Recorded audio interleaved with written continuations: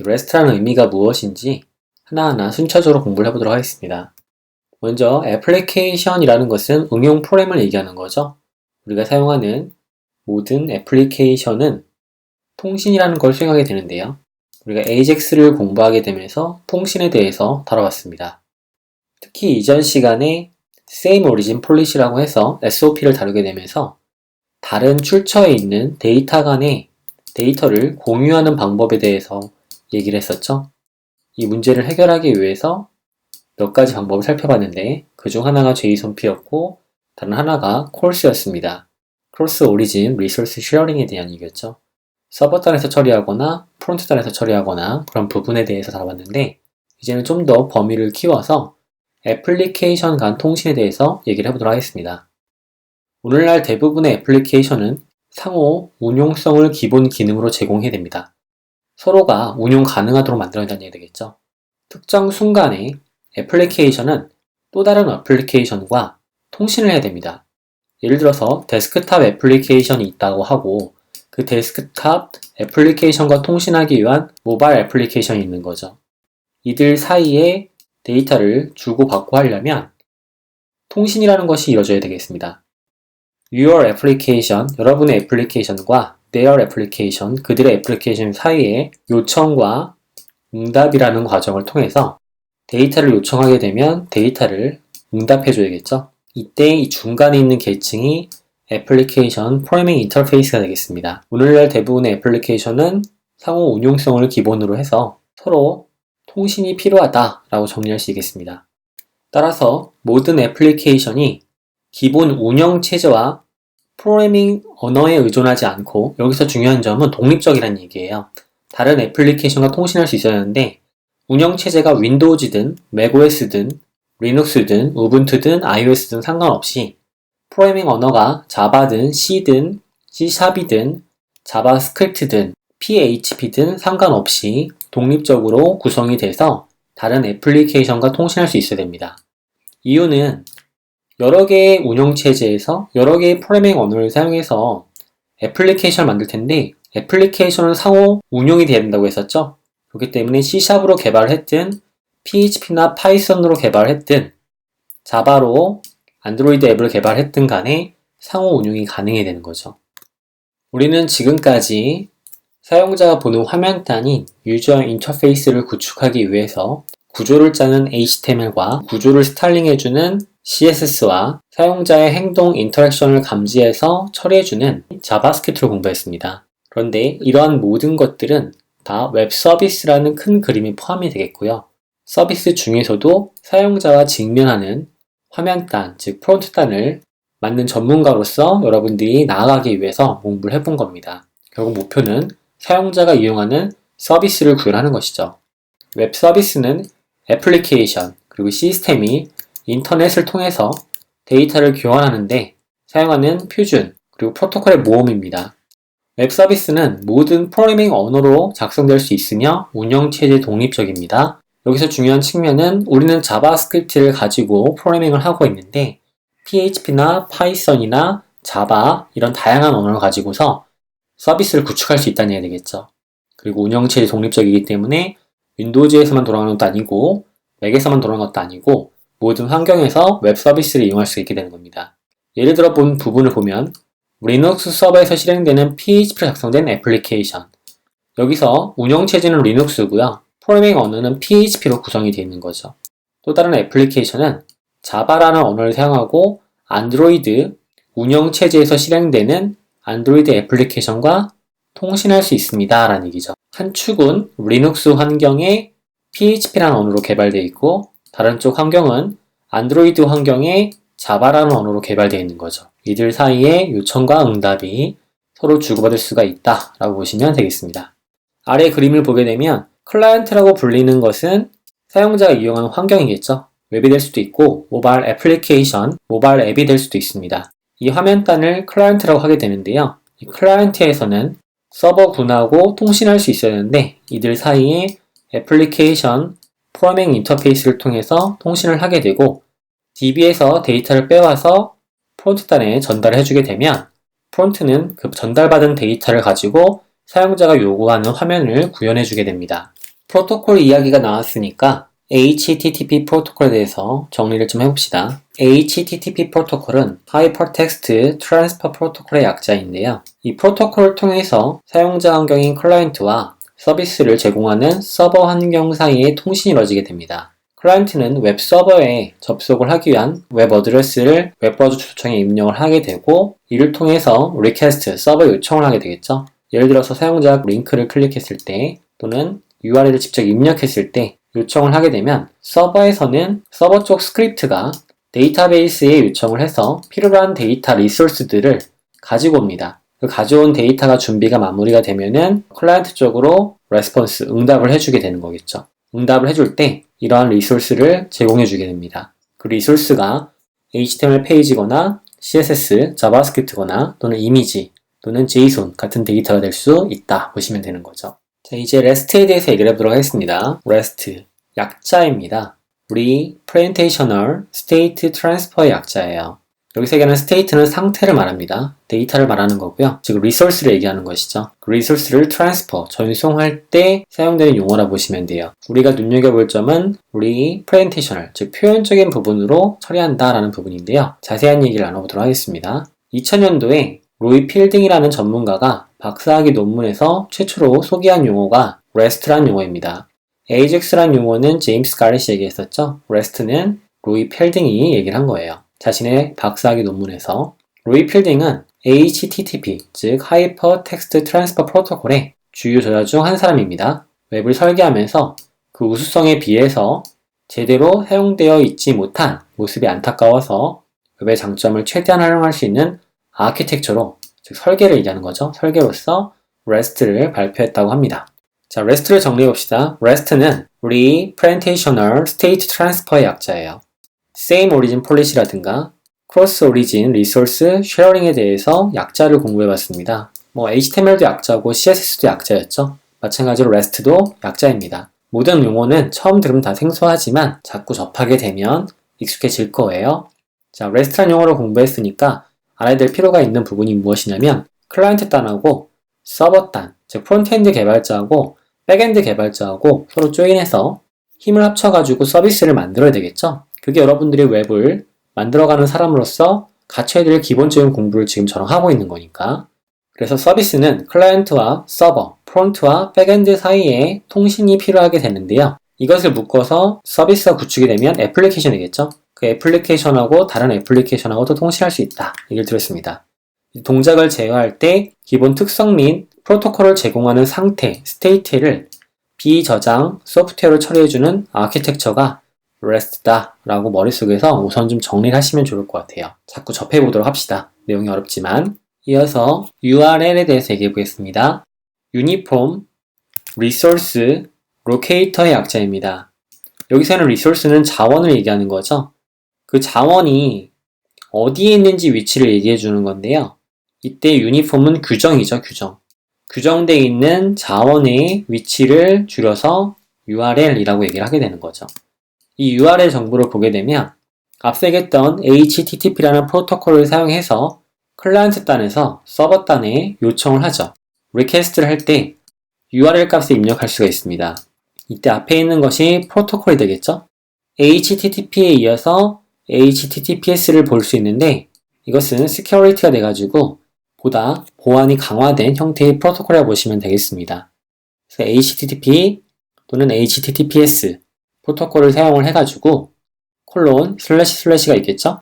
호스트라고 되어 있는 부분이 바로 도메인명이 되겠죠? 서비스라는 서버의 이름이 되겠습니다. 그리고 패스가 나오겠죠? 이미지 디렉토리 안쪽에 플라우스 서브 디렉토리 아니죠? 그 안에 really.jpg라는 리소스, 즉 리소스가 있는 위치가 되겠습니다. 그래서 Uniform Resource Locator는 결과적으로 규정되어 있는 규칙에 따라 리소스의 위치가 어디 있는지를 말해주는 것이 URL이라고 정리하시면 되겠습니다. 이와 같이 URL을 전송을 하게 되면 웹서버는 이 데이터를 분석을 해서 데이터베이스로부터 해당 리소스를 빼오겠죠? 그럼 서버 쪽 스크립트는 그 빼온 데이터를 다시 프론트 쪽에 전송을 해주게 되는데 이때 Representation of Resource라고 되어 있습니다. 리소스를 다음 같은 표현 형태로 내보내주는 형태가 되겠죠? 그것이 HTML일 수도 있고 이미지 파일일 수도 있고 XML일 수도 있고 그 JSON일 수도 있다라는 얘기 되겠습니다. 자, 그러면 REST를 봅시다. REST는 Representational State Transfer 약자라고 했었고요. 자꾸 반복을 해야지 기억이 나실 거예요. REST는 클라이언트 단에서 웹 서버 단으로 요청을 하게 됐을 때 URL을 보내게 되겠죠. 이 URL을 보낼 때 HTTPM method라고 불리는 verb, 동사 형태의 것들을 보내게 됩니다. 동사 형태로 어떤 요청을 하는지를 식별하게 되는 건데요. 이때 get은 데이터를 가져달라 라는 뜻이 되겠죠. 읽기가 되겠습니다. post는 무엇이냐면 새로운 데이터를 쓸 때 사용을 하는 겁니다. 생성할 때 사용하는 것이 post고요. put의 경우는 이미 존재하는 데이터를 수정하고자 할 때 사용을 하게 됩니다. delete는 유추되시는 것처럼 제거할 때 사용을 하겠죠. 그래서 이것을 생성한다고 해서 C, 읽어온다고 해서 R, 수정한다고 해서 U, 지운다고 해서 D라고 합니다. CRUD라고 하는데 create, 생성, read, 조회 또는 읽기가 되겠죠. U, update, 수정 또는 갱신 이런 말들을 사용할 수 있겠고요. D는 delete, 제거 또는 삭제 이런 말들을 사용할 수 있겠습니다. 보통 백엔드 개발자들하고 얘기를 할 때 C, R, U, D 라는 말을 사용할 때가 있어요.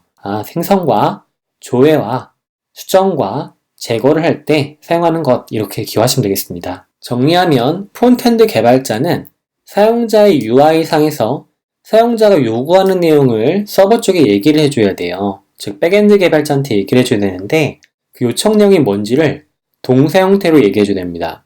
사용자는 URL의 데이터를 읽기를 원해 하면은 get 방식으로 요청을 하는 거죠. 그러면 백엔드 개발자는 알아듣겠죠. 읽기를 원한다고? 그럼 기존에 있는 데이터를 가지고 와서 그 데이터를 응답해 줄게 라는 형태예요. 이때 요청되는 데이터 포맷이 있겠죠? 그 데이터 포맷이 JSON이라고 한다면 JSON으로 내려주게 됩니다. 이어서 다음 사용자는 새로운 내용의 글을 썼어. 그 글을 썼는데 그 글을 서버에 저장하기를 원해 라고 한다는 얘기는 생성이니까 포스트 방식을 사용해서 서버 요청을 해야 되는 거죠. 그러면 서버 쪽에서는 포스트 방식이야? 그럼 새로운 데이터를 저장하려는 거구나. 이때 프론트 단은 사용자가 입력한 데이터가 있을 거 아니에요. 그 데이터를 함께 전송을 해줘야 돼요. 포스트 통신을 통해서. 그러면 백엔드 단에서는 그 전달받은 데이터를 포스트 통신이니까 새로운 곳에 저장을 해줘야겠구나 라고 해서 프로그래밍된 결과에 따라서 데이터베이스에 저장을 해주게 되는 거죠. 그리고 나서 프론트에 알려줍니다. 네가 한 일을 성공적으로 수행을 했어. 새로운 데이터를 저장했다 라고 얘기를 해주는 거예요. 그럼 프론트는 그래? 그럼 난 사용자한테 그 내용을 알려줄게 라고 해서 UI에 반영을 해주게 되는 거죠. 또 다른 예시를 들어봅시다. 기존에 작성해서 추가했던 내용이 있는데 그 추가했던 내용을 사용자 수정하고 싶은 거예요. 이거 오타가 있는데 여기다 이미지를 추가하고 싶은데 이런 경우가 있을 수 있잖아요. 그러면 사용자는 수정 내용을 입력을 하고 수정이라는 버튼을 누르겠죠. 그러면 프론트엔드 개발단에서는 사용자가 수정을 원하는구나. 그러면은 통신을 통해서 멀브 형태로 put을 사용합니다. put 메서드를 사용을 해가지고 서버에 얘기를 해줘요. 사용자는 지금 기존에 이러한 id 값에 가지고 있는 데이터를 수정하기를 원해. 그러니까 이 id에 있는 데이터 값을 사용자가 보낸 이미지 값이나 변경된 텍스트 값을 사용해서 바꿔치기 해주렴 이라고 요구를 하는 거죠. 그럼 백엔드 단에서는 사용자가 그런 걸 원해? 그러면은 해당 id 값을 db에서 찾아가지고 사용자가 전송한 데이터를 바꿔치기를 하게 되고요. 그 내용을 업데이트한 다음에 다시 프론트에 알려줍니다. 자네가 요청한 내용을 반영했어. 사용자한테 얘기해줘. 그럼 사용자한테 프론트엔드 개발단에서는 당신이 얘기한 수정사항이 정상적으로 반영이 됐습니다. 라고 안내해주는 거예요. 마지막으로 반영한 내용을 작성했는데 어느샌가 이 사용자가 더 이상 이 내용이 필요가 없어진 거예요. 또는 지우고 싶은 거죠. 그래서 다시 애플리케이션을 요청합니다. 이거 지웠으면 좋겠어. delete라는 버튼을 눌러요. 제거 버튼을 눌러버립니다. 그럼 프론트 단에서는 정말 지울 겁니까? 라고 다시 한번 확인을 하겠죠. 그러면 그래 지울 거 확실해 하고 컨펌을 해줍니다. 그럼 사용자가 확인을 했잖아요. 지우겠다고. 그럼 서버 요청을 해야죠. 그럼 프론트 단에서는 delete라는 동사를 사용을 해가지고 지우려고 하는 id를 전송을 합니다. 그러면 백엔드 단에서는 delete네? 지울 거야? 어떤 걸? 이 id 값을? 오케이 라고 해서 프로그래밍 단에서 db에 접근해서 해당 id 값으로 저장되어 있는 데이터가 있는지 확인하고 그 데이터가 있다면 지웁니다. 그리고 나서 모든 일이 끝났으니까 다시 프론트 단에 얘기를 해주겠죠. 사용자가 요구했던 내용을 성공적으로 지웠어. 그러면은 그 데이터를 받으면 프론트 단에서는 다시 사용자한테 업데이트를 해주겠죠. 당신이 지우라고 했던 걸 성공적으로 지웠습니다. 라고 하는 것이 REST가 되겠습니다. 자, REST에 대해 좀 감이 오시나요? 이어서 RESTful 서비스를 얘기해 볼 건데 우리는 앞서 REST에 대해서 얘기를 해봤는데 RESTful은 또 뭘까? 이런 생각이 좀 들겠죠. 물음표가 생길 겁니다. RESTful은 REST하다 이런 의미로 보시면 좋을 것 같은데요. REST한 서비스다 라는 얘기죠. RESTful API라고도 부릅니다. RESTful API나 RESTful 서비스랑 비슷한 맥락으로 생각해 주세요. HTTP 프로토콜 우리는 공부해봤죠? 클라이언트 단에서 서버 단하고 리퀘스트 요청을 하게 되면 레스폰스로 응답을 받더라. 그 구조를 기억하시면 돼요. 이때 URL을 보내더라. 리소스의 로케이터, 위치 값을 유니폼, 규정에 맞춰서 전송하더라 라는 얘기입니다. 그러면 해당되는 리소스를 찾아서 프론트 단에 전송을 해주더라. 그런 프로토콜을 보시면 됩니다. REST의 원칙, 아직 공부하진 않았지만 REST의 원칙을 사용해서 구현된 웹 서비스를 RESTful 서비스, RESTful API라고 하게 되는 겁니다. 리소스, 자원이죠. 리소스의 집합은 유효한, 올바른이죠. 올바른 하이퍼텍스트 표준인 모든 유효한 인터넷 미디어 유형이 될 수 있는 표준화된 형식이 표현됩니다. 리프렌테이션 되겠죠? 이때 일반적으로 사용되는 것이 Extensive Markup Language 또는 JSON, 자바스크립트 오브젝트 노테이션 이 두 가지 포맷이 많이 사용이 되는 것이죠. 우리는 둘 다 이미 AJAX를 공부하면서 사용을 해봤었습니다. 다시 인포레피를 보면서 얘기하겠습니다. REST API, RESTful Service의 아키텍처, 설계 구면을 보게 되면 좌측에 있는 부분을 프론트 단이라고 하게 되죠. 그리고 이곳을 서버 단, 백 단이라고 얘기하게 됩니다. 프론트와 백이 구성이 되는 환경을 애플리케이션, 즉 서비스가 이루어지게 되는 공간인데 이 프론트 단은 브라우저, 웹, 우리가 하고 있는 분야죠. 웹 분야이거나 또는 모바일 애플리케이션 분야일 수가 있습니다. 프론트라는 말이 웹에서만 사용되는 것이 아니고 여러분들이 쓰는 스마트폰에 사용되는 애플리케이션에도 프론트 단이라 부르게 됩니다. 아이폰에 들어가는 애플리케이션이 아이폰 앱이 되겠고요. 안드로이드 폰에 들어가는 앱이 안드로이드 앱이 되겠죠. 안드로이드나 아이폰 같은 모바일 앱 또는 웹 분야의 프론트엔드 개발이 있겠습니다. 보다시피 Different REST Client, REST Client는 다양해요. 운영체제도 다양하죠. iOS, 안드로이드, 윈도우즈나 맥OS가 되겠죠. 리눅스나 우분투가 될 수도 있고요. 그리고 언어도 다릅니다. 자바를 사용하고 있는 안드로이드, 오브젝티브-C라든가 스위프트라는 걸 사용하고 있는 아이폰 환경, HTML, CSS, 자바스크립트를 쓰고 있는 웹 환경, 각각 다른 운영체제에 다른 프로그래밍 언어를 사용하고 있어요. 이런 환경에서 공통적으로 서비스를 이용하기 위한 데이터베이스에 접근하기 위해서는 RESTful한 서비스를 구축을 해가지고 각기 다른 애플리케이션이 통신할 수 있더라. 즉 운영체제와 프로그래밍 언어에 상관없이 독립적으로 구성되는 환경을 만들 수 있다라고 보시면 되는 거죠. 물론 이들이 주고받는 데이터들은 모두 JSON 또는 XML 데이터를 주고받게 됩니다. 이때 서버 단에서는 DB가 있겠고요. 그 DB를 제어하는 스크립팅 부분이 있겠죠. 데이터를 읽어오는 요청을 각각의 프론트 단에서 하게 되면 이때 이들은 모두 verb, 동사 형태로 HTTP 메서드를 요청하게 됩니다. get하거나 post하거나 put하거나 delete하거나 HTTP 또는 HTTPS 프로토콜을 통해서 서버와 통신을 하게 되죠. request 요청, response 응답을 하게 됩니다. 이때 custom params, 파라미터 각각의 다양한 4개 변수를 통해 전달을 하게 돼요. 이것은 HTTP 메서드가 되겠고요. 이것은 파라미터가 되겠습니다. 이런 방식을 사용해서 서버의 요청을 받으면 서버 쪽에서는 그 요청받은 데이터를 해석을 해서 관련된 리소스들을 각각의 프론트 단에 제공해 주는 것이에요. 제공해 주게 되면 그것을 가져다가 프론트엔드는 사용자가 보는 화면 단의 UI를 완성시켜 주게 된다라는 그림으로 여러분이 이해하시면 되겠습니다. RESTful API를 사용하는 이유는 무엇일까? 바로 애플리케이션의 성능, 확장성, 단순성, 심플한 거죠. 수정 가능성, 유지보수, 가시성, 이식성, 안정성 이런 모든 것들을 향상시키기 위해서 인터넷을 통해 애플리케이션을 각각 분산시킬 수 있어야 되고요. 독립적으로 운영할 수 있도록 만들어야 됩니다. 그럼 서로가 교차적으로 통신할 수 있어야 되겠죠. 그것이 REST API 서비스를 이용하는 이유입니다. REST API를 중심으로 해서 모바일 애플리케이션, 웹 애플리케이션, 클라우드 기반의 애플리케이션, 데이터베이스, 클라우드 리소스, 파트너 애플리케이션, 레가시 애플리케이션, 애플리케이션 서버가 서로 통신할 수 있다, 커뮤니케이션 할 수 있다. 이렇게 기억해 주시면 되는 것이죠.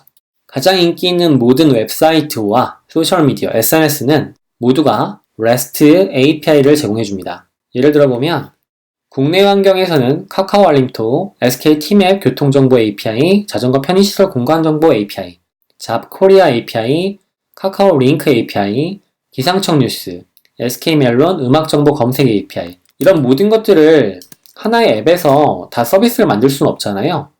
카카오톡에서 제공해주는 API나 SKT맵, SK멜론, 카카오 링크, 잡코리아, 기상청 이렇게 API를 제공을 해줘야지만 이렇게 주어진 정보 데이터를 토대로 사용자가 이용하는 서비스의 화면단에 데이터를 뿌릴 수가 있게 되는 것입니다. 이들 모두가 XML 또는 JSON 데이터를 요청을 받으면 전송해 줄 수 있게 해주는 거죠. 해외도 마찬가지인데요. 해외에 보면 페이스북, 트위터, 구글, 사운드클라우드 자체적으로 개발한 서비스가 있을 테고 그 서비스를 외부에 있는 서드파티 개발자들이 요청해서 응답하는 형태로 서비스를 구축한 애플리케이션을 구현할 수 있습니다.